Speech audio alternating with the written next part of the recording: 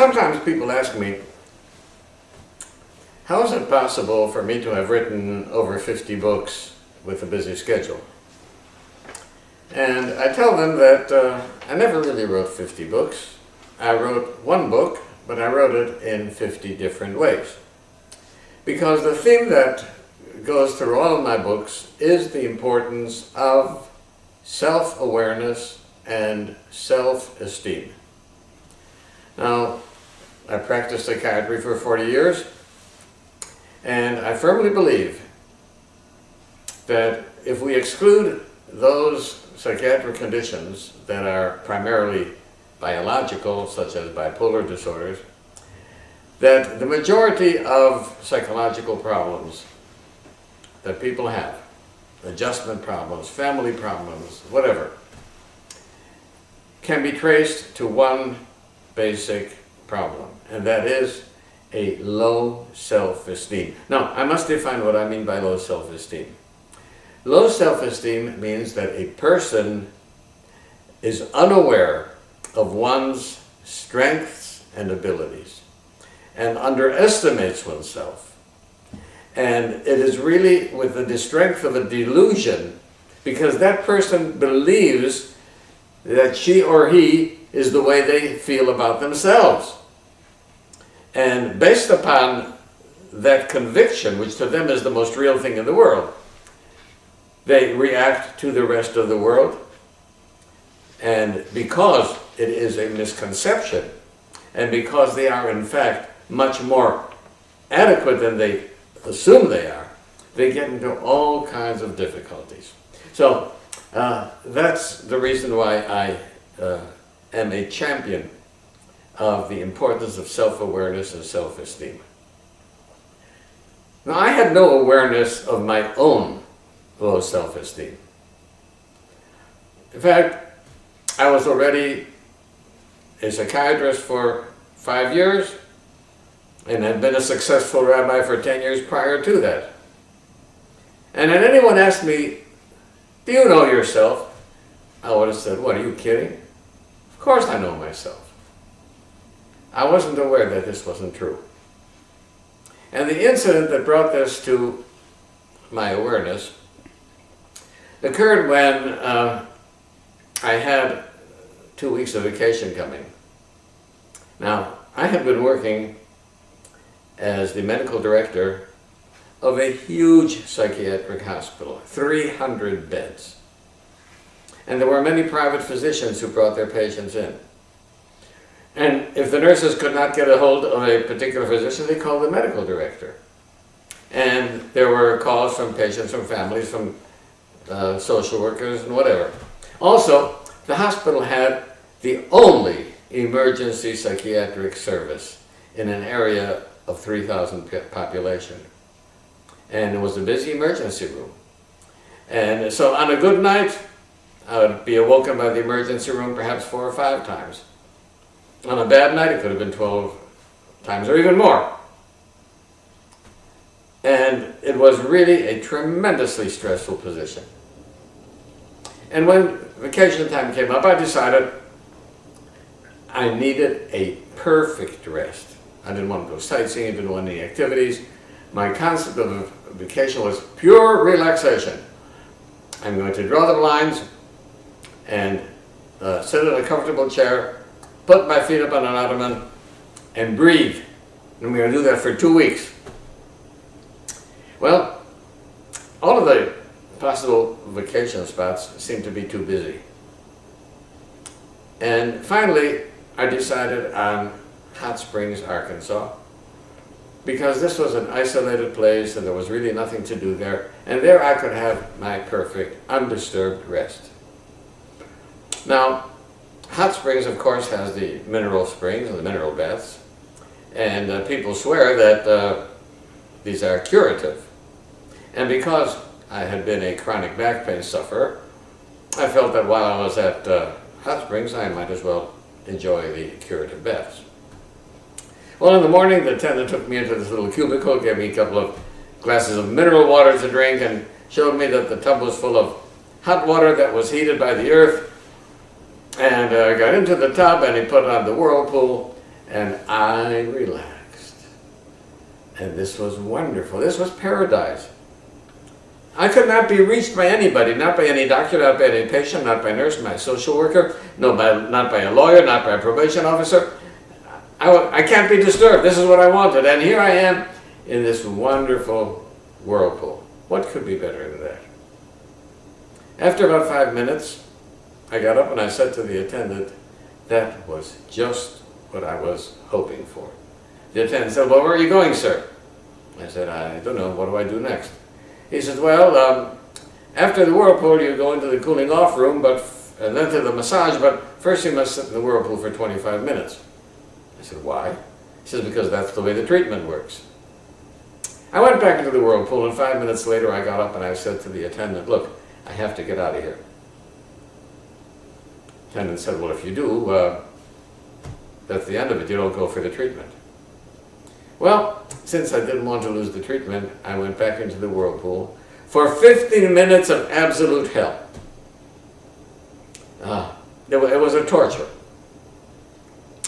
Later that noon, I realized that I had a rude awakening.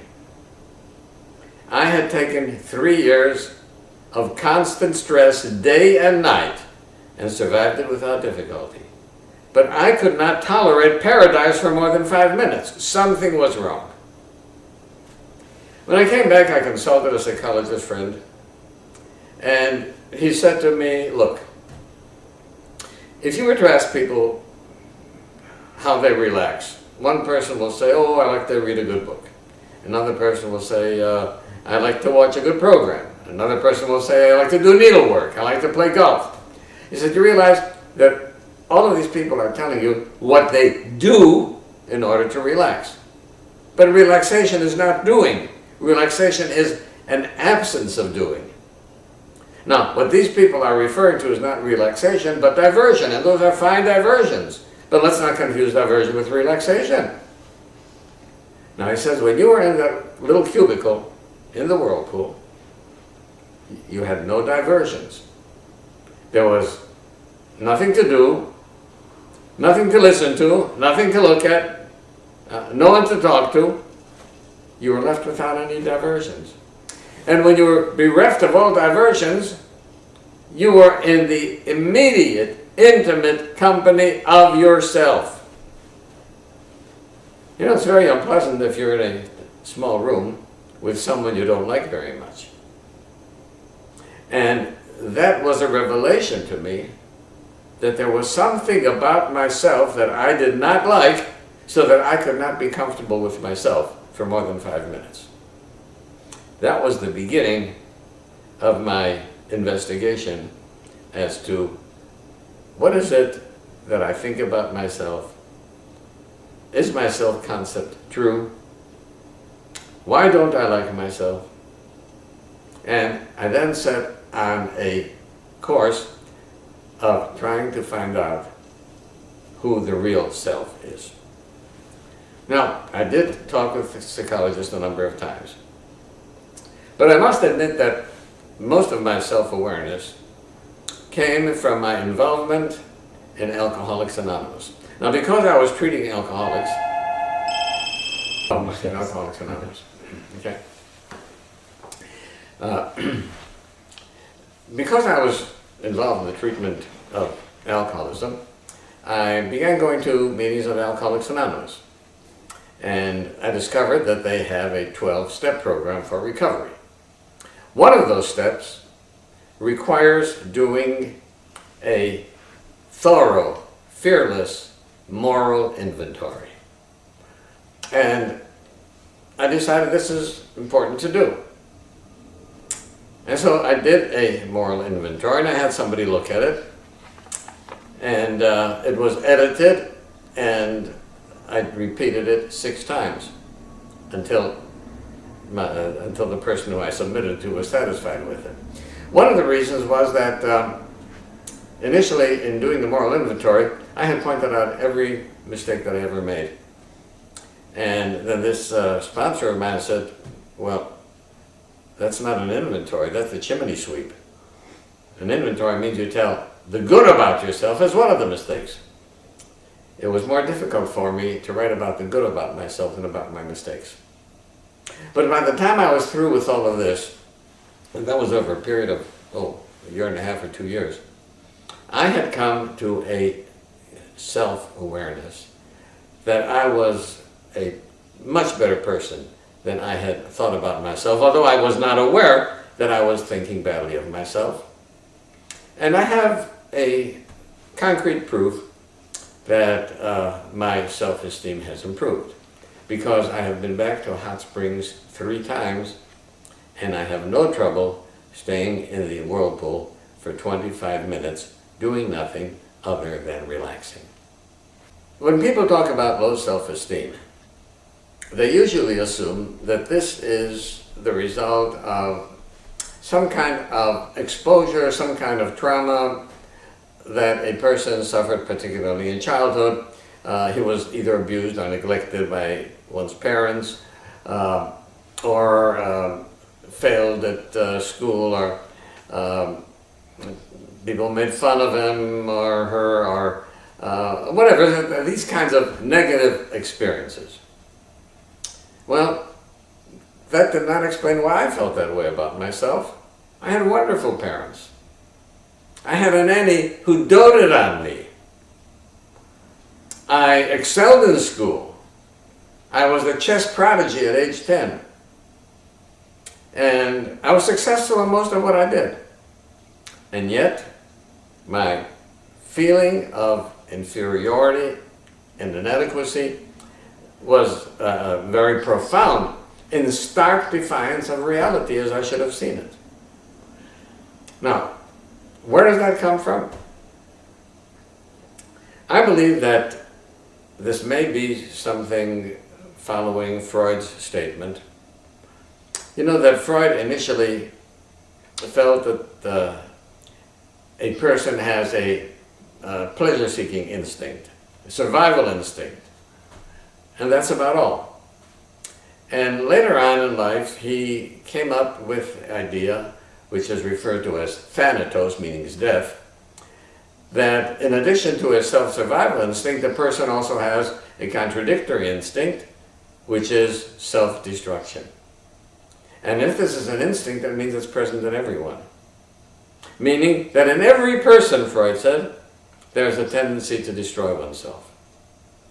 And I believe that this tendency to destroy oneself is the root of being crushed by delusions of inferiority and inadequacy.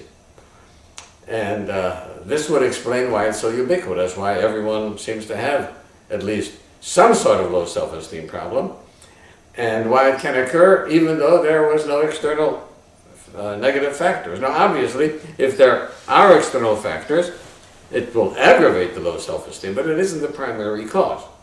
So yes, having abusive parents or being mocked at or whatever certainly can aggravate a person's low self-esteem and depress it further, but it isn't the primary cause. My low self-esteem was very costly to me.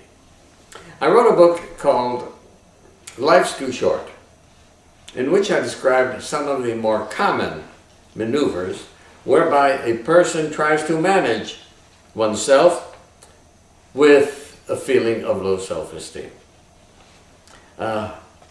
One of the things that I did, of course, I was an overachiever. Right? And it wasn't that I was a high achiever, I was an overachiever. And this was because I had to prove, I wasn't aware of this, I had to prove to myself as well as to other people that I was really good. Now, you'll say that was not a destructive drive, but it can become a destructive drive when it is for a delusional purpose. I was a bragger.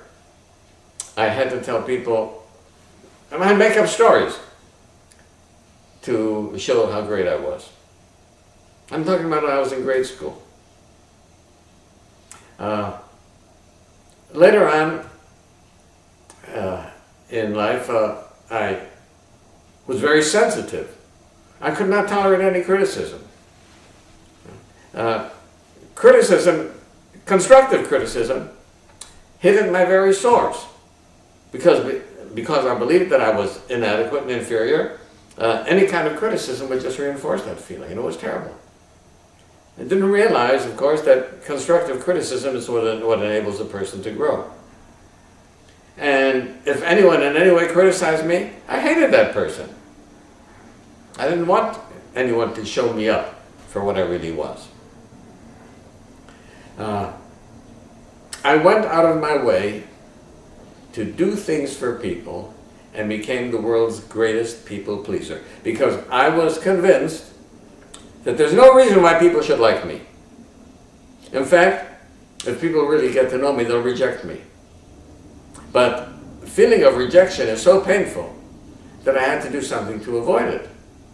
And what I did was I tried to ingratiate myself to other people by doing things for them. I became a people pleaser, and that was costly to me and costly to my family, because I was too busy trying to protect my fragile ego. So those were some of the things I did. I had an intense fear of failure. Now, no one likes failure, but you can't go through life without failures. But if something did not succeed, I was devastated. Let me give you an example. I gave 2 lectures at a course for therapists who were in the course for continuing education. 110 therapists attended that course.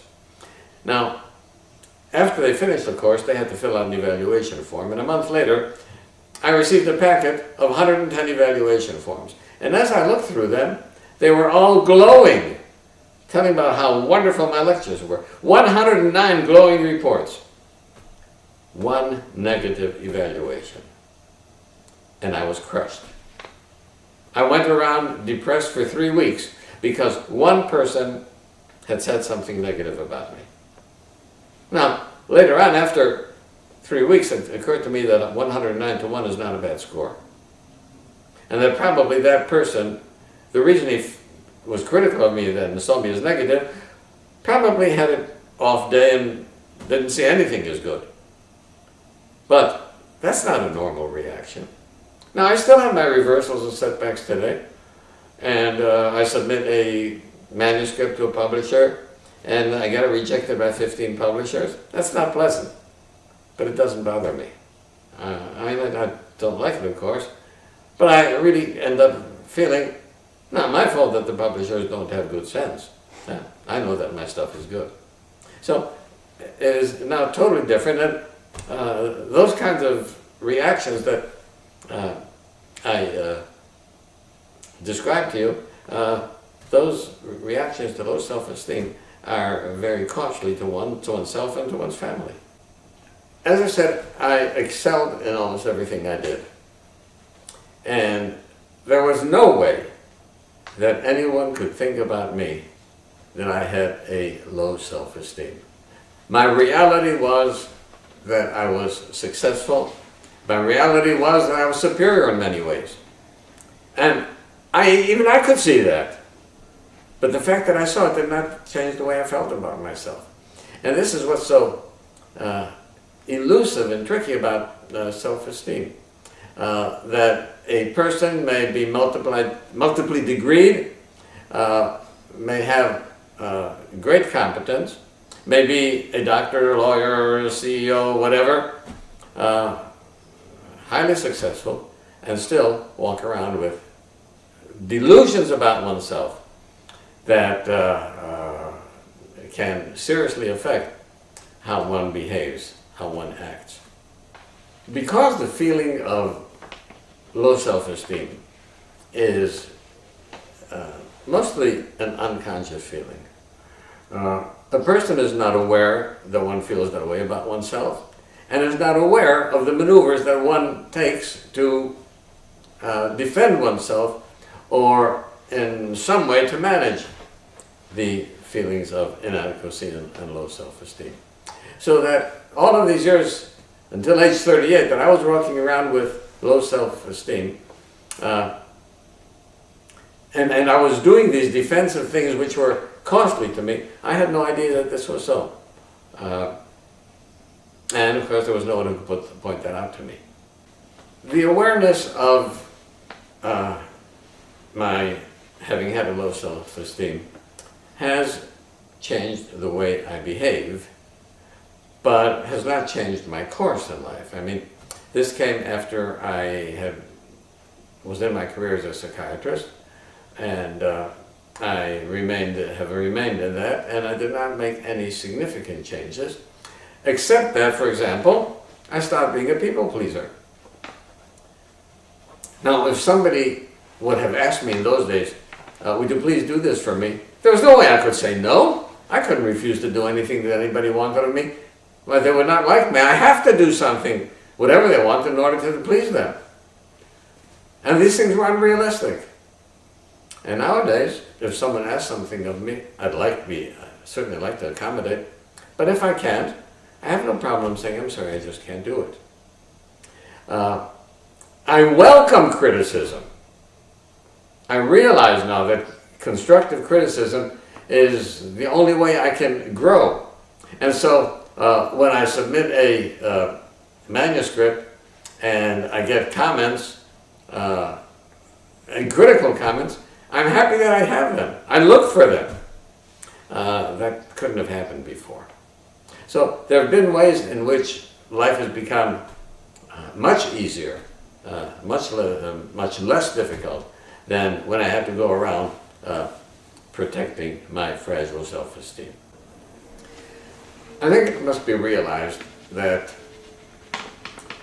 38 years of negative feelings are not going to be eradicated or changed in a day or a week or a month. This was a very gradual process, and it's difficult to pinpoint any one day or whatever, but once I became aware that my feeling about myself was unrealistic, I began to look at everything in that light. And my self-esteem continued to improve. I think the first indication of it was, as I mentioned, when 2 years later, when I went back to Hot Springs, and I was able to stay in the tub for 25 minutes. But even after that, and it still persists, that I still have to work on my self-esteem. And I'll point out in a moment why that is. I point out the difference between relaxation and diversion. Now, in no way does that mean that diversion is bad. We all need some kind of entertainment, some kind of amusement, and that's a healthy need. But it is not relaxation. I think a person should be able to do both. And I tell people, if you really want to know whether you have a good feeling about yourself or not, do a simple experiment. Sit in a quiet room, close the blinds, turn off the stereo, turn off the television, sit on an easy chair, close your eyes, and breathe. And see how long it is before you have to get up and do something. If you've got a good self-esteem, you should be able to sit comfortably, doing nothing, not being asleep, but comfortably relaxed for 10 minutes. And if you find that you can't do that, you probably have the same problem that I had then.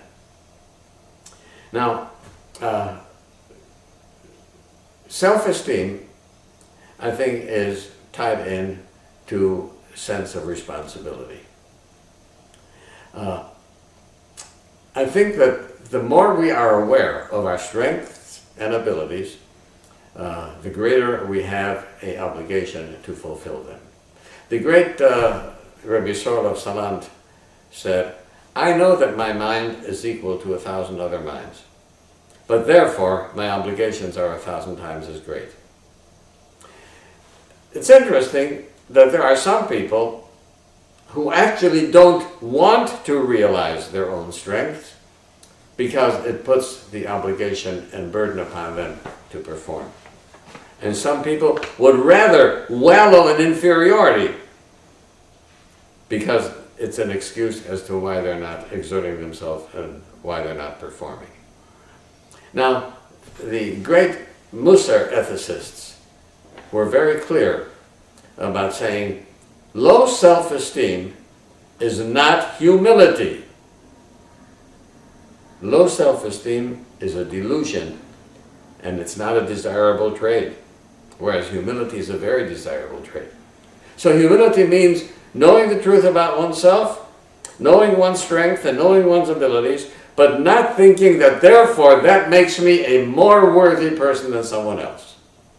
Okay? And humility means I do everything I can, I exercise my strength, right? But I still respect other people and I don't put myself above them. That's humility. And in fact, you can't really be humble if you don't have good self-esteem. One might ask, how does relaxation fit into a Torah lifestyle? Well, we have to realize that a Torah lifestyle requires optimum health. And anything that detracts from optimum health is antithetical to Torah. For example, the great sage of Chafetz Chaim would come into the Bismedrash to the study hall at midnight and tell all the students to get out and go to sleep. He says, trying to study until 2 o'clock in the morning, you may think it's good, but it'll leave you tired and exhausted for the next day and you won't be able to concentrate. So that a person has to have a healthy amount of rest, a proper judicious exercise, and judicious relaxation, and judicious diversion in order to be in optimal condition.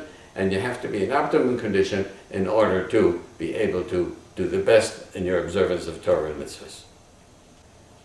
I guess one could ask, do I look upon this experience as something which Hashem wanted me to go through in order to be able to teach people about their self-esteem? It's comforting to think that that's so. I can tell you this much. My first book on self-esteem that was written for the Jewish population was the book entitled Let Us Make Man, where I talk about the need for self-awareness. I can't tell you how many people have told me that that book made a change in their life. I've since then written other books, again, elaborating on that theme.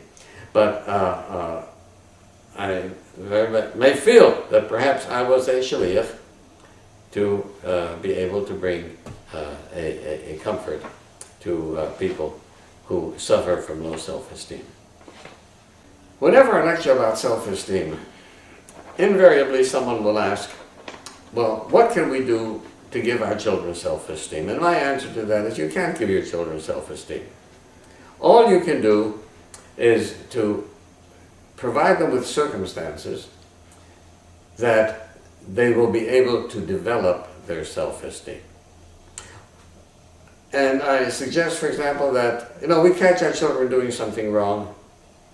Catch your children doing something right 3 times a day. Children do things that are right, but we don't pay attention to them. We only pay attention to what they do that's wrong. And so we emphasize the negative instead of the positive. I think children need love, and children need unconditional love. I think that there's a way to discipline children without putting them down. My father, for example, used to say, when he disapproved of something that I did, he would say, why are you doing something that's beneath your dignity?